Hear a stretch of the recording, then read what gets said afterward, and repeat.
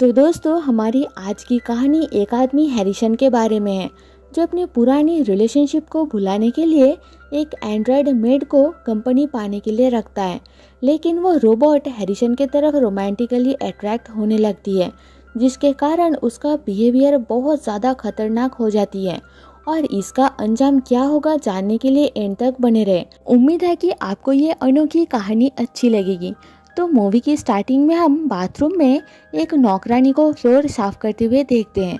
सफाई खत्म करने के बाद वो टब में एक आदमी के बेजान गला कटे शरीर को छोड़कर कमरे से बाहर चली जाती है। अगले सीन में हम एक आदमी हैरिसन को देखते हैं, जिसकी नज़र सोफे पर पड़ी अपनी एक्स गर्लफ्रेंड जूली के सामान के एक बॉक्स पर पड़ती है और सनड्रेस पहने वो जूली को याद करता है।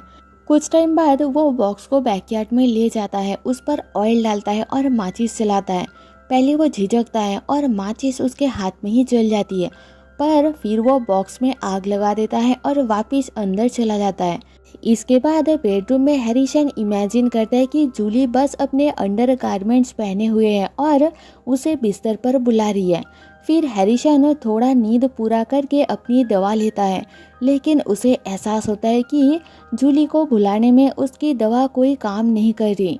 अगले दिन वो अपने होम ऑफिस में काम करता है, लेकिन नींद पूरा ना होने के कारण जूली की यादें उसे सताती रहती है।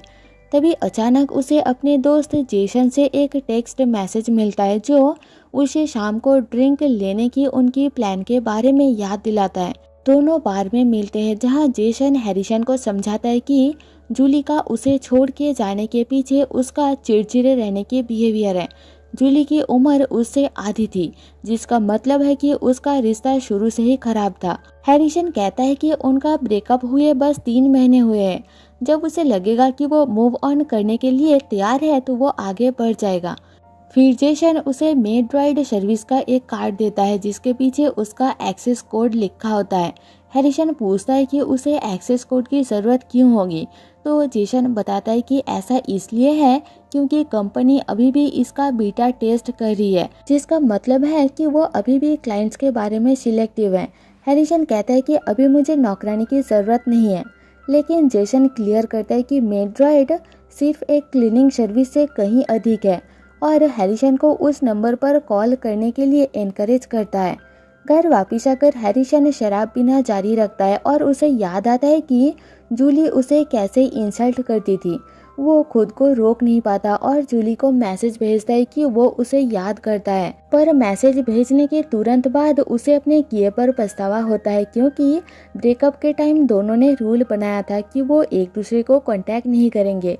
कुछ टाइम बाद हैरिसन जेसन का दिया गया कार्ड के नंबर पर कॉल करता है और मेड्रॉयड सर्विस के बारे में पूछताछ करता है। एजेंट उसका एक्सेस कोड मांगता है और कहता है कि वो कल 4 घंटे सर्विस के लिए एक रोबोट भेज सकते हैं।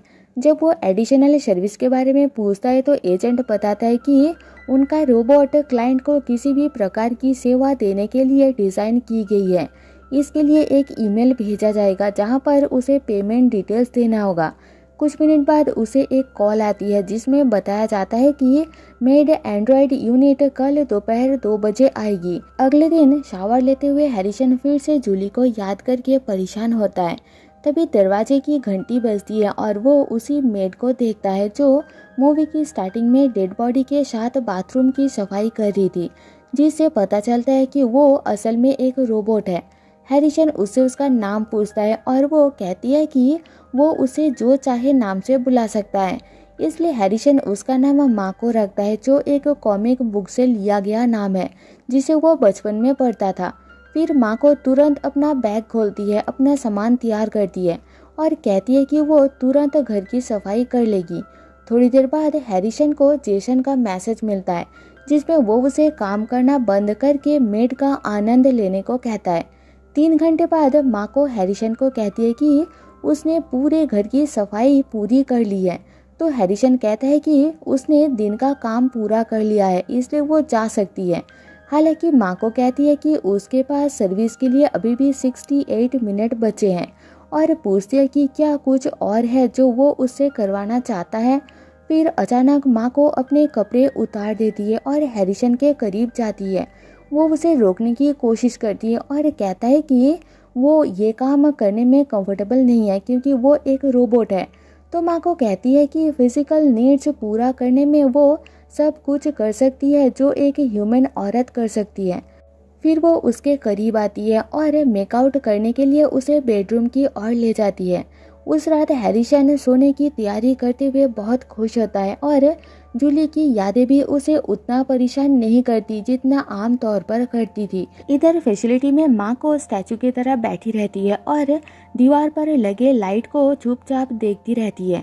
अगली सुबह हैरिसन उसी नंबर पर कॉल करता है और दोपहर के लिए माको के साथ एक और सेशन फिक्स करता है। इस बीच लाइट ऑन होने पर माको मुस्कुराती है, जिसका मतलब है कि उसे दूसरे सेशन के लिए बुक किया गया है। बाद में हैरिसन माको को अपने बेडरूम में सफाई करते हुए देखता है और वो उसे करीब आने के लिए इशारा करती है ताकि वो उसे टच कर सके। आखिरकार हैरिसन रोबोट के साथ मेकआउट करता है और पूछता है कि उसे कैसा लगा, जिस पर माको हैरान होती है और पूछती है कि क्या ये मायने रखती है कि वो कैसा महसूस करती है। तो हैरिसन कहता है कि ये उसके लिए मायने रखता है। इसके बाद दोनों अपना काम जारी रखते हैं। कुछ टाइम बाद माँ को पूछती है कि क्या वो पहली एंड्रॉयड है जो हैरिसन के साथ रही है। तो हैरिसन हाँ में जवाब देता है। फिर क्यूरियस होकर हैरिसन उससे पूछता है कि क्या वो जेसन के साथ रही है। तो वो कहती है कि ये नाम उसने पहले नहीं सुना, मतलब वो जेसन के साथ नहीं रही। फिर हैरिसन शेयर करता है कि वो अभी अभी एक रिश्ते से बाहर निकला है और एक्सेप्ट करता है कि एज डिफरेंस और जूली की इमेच्योरिटी के कारण उनका रिलेशन शुरू से ही खराब थी। माँ को पूछती है कि क्या वो उसे दोबारा देखना चाहता है। तो हैरिसन कहते हैं कि वो माको के साथ टाइम बिताना पसंद करेगा। अगले दिन हैरिसन ये पूछने के लिए मेड्रॉयड सर्विस को कॉल करता है कि क्या वो पूरे हफ्ते के लिए माको को किराए पर ले सकता है। तो एजेंट कहता है कि इसके लिए उसे अपने घर में एक चार्जिंग स्टेशन इंस्टॉल करना होगा क्योंकि उनकी रोबोट बस 8 घंटे चलती है।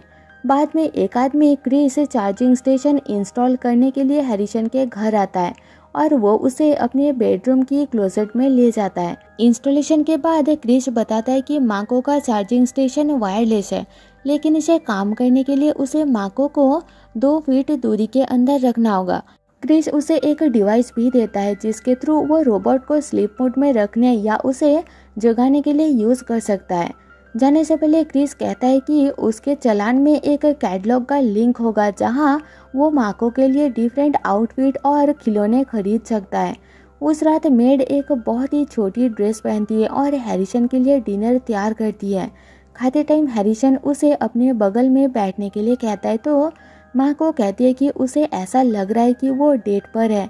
इसलिए हैरिसन पूछता है कि क्या वो कभी डेट पर गई है, जिस पर वो बताती है कि पहले कभी कोई उसे घर से बाहर नहीं ले गया, इसलिए वो वादा करता है कि वो फ्यूचर में भी ऐसा करेगा।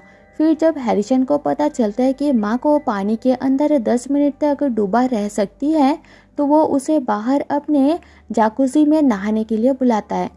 माँ को हैरिसन का उसके लिए खरीदा हुआ बिकिनी पहनकर पानी में उसे ज्वाइन करती है और ड्रेस के लिए उसे थैंक यू बोलती है। फिर माँ को शेयर करती है कि वो दुनिया की ट्रैवल करना चाहती है, जिस पर हैरिसन कहता है कि मैं तुम्हारा ये सपना पूरा करूँगा। उस रात जब दोनों बिस्तर पर कडल कर रहे होते हैं, माँ को बताती है कि हैरिसन कितना काइंड है और खुलासा करती है कि इससे पहले कोई आदमी उसके साथ इतना काइंड नहीं रहा। जब हैरिसन पूछता है कि वो क्यों जानना चाहता है कि सोने और सपने देखने के बीच क्या अंतर है, तो वो बताती है कि कभी कभी उसकी भयानक यादें वापस आ जाती हैं और वो नहीं जानती कि वो रियल थे या सिर्फ सपने थे। बातें करते हुए अचानक माको की बैटरी खत्म हो जाती है, इसलिए वो उसे चार्जिंग स्टेशन पर ले जाता है। चार्ज होते टाइम क्लोजेट के अंदर माको को जोनाथन की दर्दनाक याद आती है, जिसे स्टार्टिंग में बाथरूम में बेजान दिखाया गया था। जोनाथन ने माको को बांध के बेरहमी से पीटा था। उसने उसे चोट ना पहुंचाने की भीख मांगी थी पर वो नहीं सुना। कुछ टाइम बाद माको अपने आप वापस मुड़ती है, मतलब उसका चार्ज पूरा हो गया है।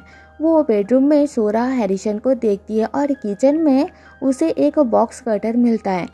फिर अचानक उसकी चीख से हैरिसन चौंक जाता है और किचन में माको को बॉक्स कटर पकड़े हुए देखता है। उसके चेहरे पर डर होता है। जब वो कोई जवाब नहीं देती तो हैरिसन उसे बंद करके वापस क्लोजेट में ले जाता है।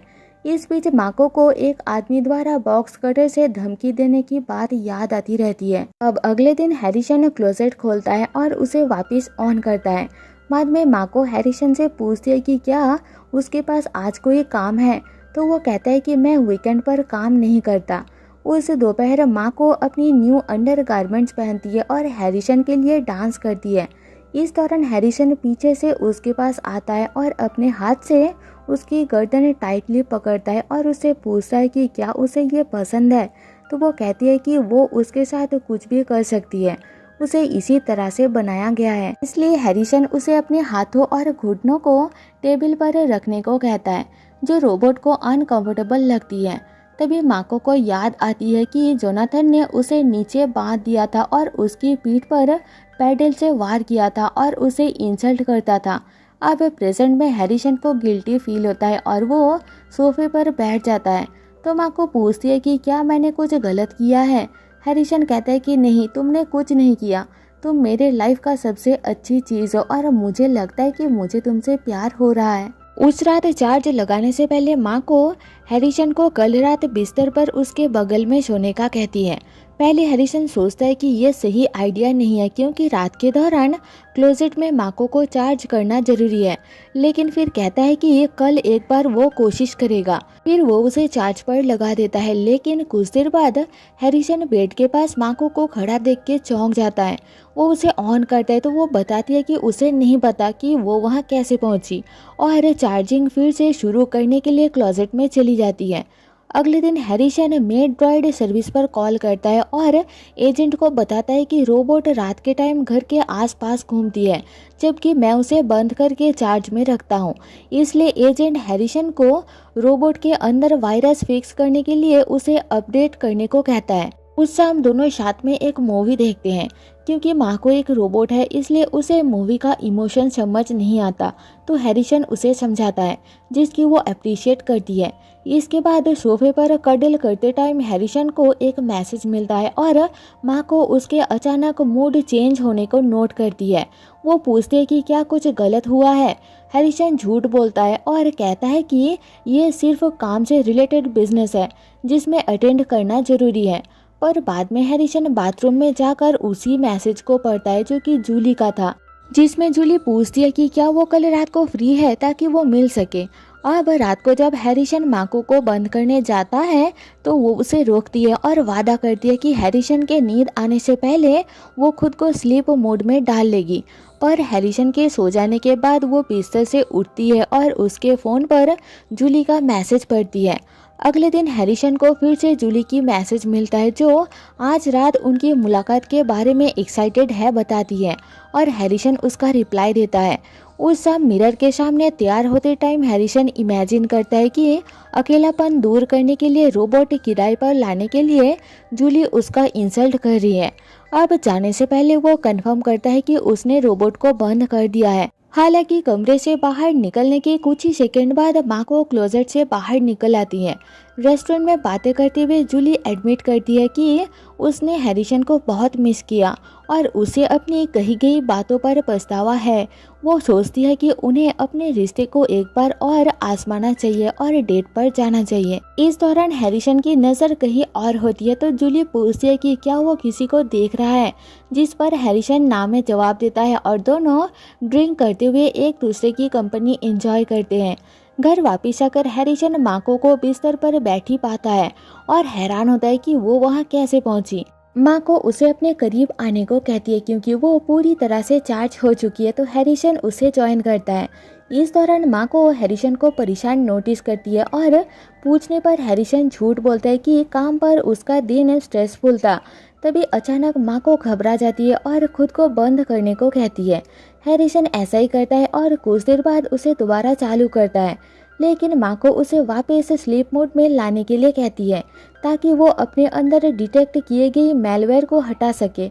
अगली सुबह जूली हैरिसन को मैसेज करती है कि क्या वो फ्राइडे को डिनर पर चल सकते हैं, तो हैरिसन मान जाता है। इधर बाथरूम साफ करते टाइम माँ को एक पल के लिए रुकती है और खुद को मिरर में देखती है। वही दूसरी तरफ हैरिसन मेड्रॉइड सर्विस को कॉल करके इन्फॉर्म करता है कि वो चाहता है कि वो फ्राइडे को रोबोट को ले जाए, क्योंकि इस वीकेंड में उसे उसकी ज़रूरत नहीं है। फिर वो माको को इन्फॉर्म करता है कि उसके पास एक बड़ा प्रोजेक्ट है जिसे उसे वीकेंड में पूरा करना है, इसलिए वो उसे बस 1 या 2 दिन के लिए फैसिलिटी वापस भेज देगा। उस रात जूली हैरिसन को मैसेज करती है कि फ्राइडे बाहर जाने के बजाय वो उसके घर आ सकती है, लेकिन बाद में माको हैरिसन के मुट्ठी भर नींद की टैबलेट्स लेकर चुपचाप उसके ड्रिंक में डाल देती है, क्योंकि उसे जूली और हैरिसन के बारे में पता चल गया था और हैरिसन ने उसे झूठ बोला था। उस ड्रिंक को पीते ही हैरिसन को चक्कर आता है और वो नीचे गिर के बेहोश हो जाता है। फिर माँ को हैरिसन होने का नाटक करके जूली को मैसेज भेजती है और उसे आज रात को ये घर आने के लिए कहती है। इसके बाद वो हैरिसन को बेडरूम के अंदर बांध देती है और प्लास्टिक से उसका मुंह बंद कर देती है। फिर उसे काटने के लिए बॉक्स कटर लाती है और जैसे ही वो हैरिसन को घायल करती है, उदास होकर मुस्कुराती है और कहती है कि वो पहले के सभी आदमी के तरह ही है, जो उसे एक बेबस औरत के तरह देखता है जिसका वो यूज़ और अब्यूज़ कर सके। हैरिसन उससे माफ़ी मांगता है और कहता है कि आगे से तुम जो चाहोगी मैं वो करूँगा। हालांकि माँ को जानती है कि वो झूठ बोल रहा है, इसलिए वो बॉक्स कटर यूज़ करके उसके निचले हिस्से को घायल करती है और हैरिसन दर्द से चिल्लाता है। तभी अचानक दरवाजे की घंटी बजती है तो माँ को उसके मुंह पर पट्टी बांध देती है और जूली को घर के अंदर लाती है।